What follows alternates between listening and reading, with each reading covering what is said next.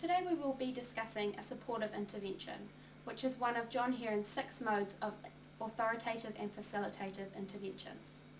A supportive intervention is facilitative, which means that as a health professional, you are helping the client make positive changes by encouraging them to develop their own abilities and responsibilities for their personal well-being. So what is a supportive intervention? A supportive intervention affirms the worth and value of the client. They are intimate, authentic and caring.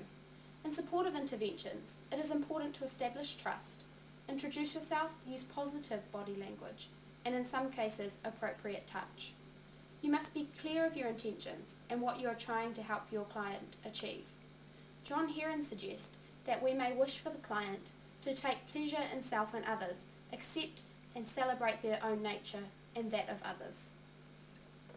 So how would you demonstrate this when you first meet a client? 1.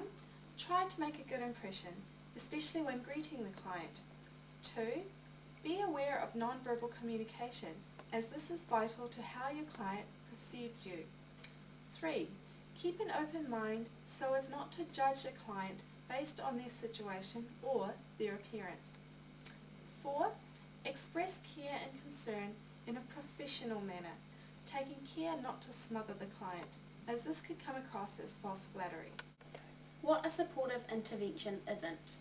Assuming too much responsibility on behalf of the client, making choices for clients when they are able to do this for themselves, crossing the boundaries of professional involvement with your client. For example, your client saying, "Can you come home with me?" Remember, it is not supportive if it fosters dependency or prevents client choice. Come in, come in. Oh, how have you been? Take a seat. So you're here for a 7-week blood test? Yeah. How have you been? It's been a while since I saw you. Oh, things haven't been going too well actually. Oh, what's wrong? Well, my boyfriend's really getting into pee. And what makes it worse is I'm starting to do it as well. Oh no, you can't do that. You've got to get rid of him. He's not a good boyfriend. You've got to get your stuff, pack up and leave. You can't be with someone like that. It's just so bad for you. Oh, you'll be okay though. You'll be okay. In this situation, the health professional was too friendly, used false flattery and used informal language. They also judged the client's situation, leading to the client being very uncomfortable. Hi Lani, how are you? Come in. Hi. Take a seat. Thank you. So you're here for your 7-week blood test? I am. How have you been? I haven't seen you for a while. Well, things haven't been too good actually. Okay. My boyfriend's really started getting into pee, and what makes it worse is that I'm starting to do it as well, and I just don't know what to do. Okay, the first thing you need to decide is whether you want to stay in this relationship with him. And if you decide that you do, then the best thing is going to be for you to both get some help. So I can give you the names of some organisations that run some courses for drug rehab, and if we get you both some help, that's probably going to be the best way to get through this. Thank you so much. It's okay. Here, the health professional creates a supportive environment, was non-judgmental and used appropriate touch, was kind and caring.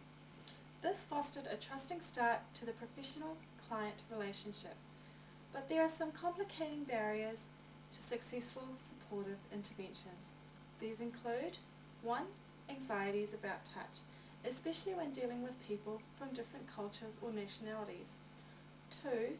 Learned inhibitions like the tall poppy syndrome in New Zealand, which is when people who succeed are criticised or resented by their peers for their talents.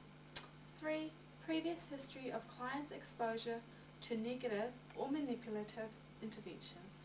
So, in conclusion, creating a positive and supportive environment will foster in the client recognition of their own worth, their abilities and responsibilities.